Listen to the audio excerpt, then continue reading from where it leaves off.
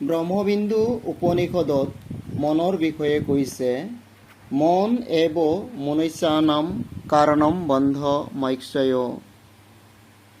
বন্ধাই বিষয়াসক্তম মুক্তৈ নিৰ্বিষয়ম স্মৃতম। মনেহে মনুষ্যৰ বন্ধ আৰু মোক্ষৰ কাৰণ।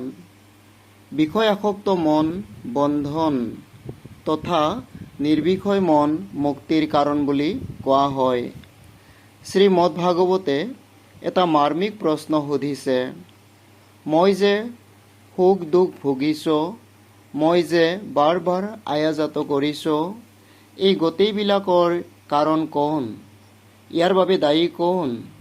লোকসকল, দেৱতা, গ্ৰহ, কৰ্ম, কাল? নহয়, নহয়, এওঁলোকৰ ভিতৰত কোনোটোৱেই দায়ী নহয়। দায়ী যদি কোনোবা আছে, তেন্তে সেয়া হ'ল মোৰ মনটো। নায়ম জন মে সুখ দুখ হেতৰ ন দেৱতা ৱা গ্ৰহ কৰ্ম কালঃ মন পৰম কাৰণমৱনন্তি সংসাৰ চক্ৰম পৰিৱৰ্তয়েতৎ। ভাগৱত একাদশ স্কন্ধ।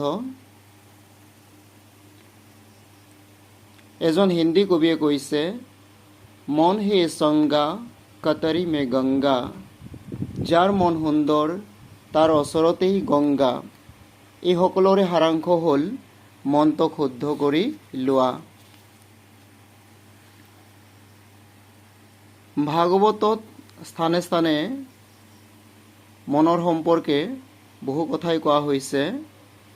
ভাগৱতে এই বুলিও কৈছে, যাক বোলে সাধু তাৰ শুনি অলক্ষণ, মৰ পাদপদ্মে যাৰ নগোচয় মন, মহাশুদ্ধ চিত্ত কামক্ৰোধ বিবৰ্জিত।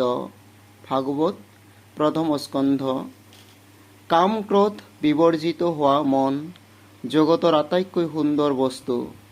এয়া সম্ভৱ হ'ব ঈশ্বৰ কৃষ্ণৰ পাদপদ্ম চিন্তনৰ দ্বাৰাহে। নিষ্কাম ভক্তিযুক্ত ব্যক্তিৰহে মন সুন্দৰ হ'ব। প্ৰকৃততে সুন্দৰ ব্যক্তিয়েহে জগতখনক সুন্দৰ দেখিব পাৰে।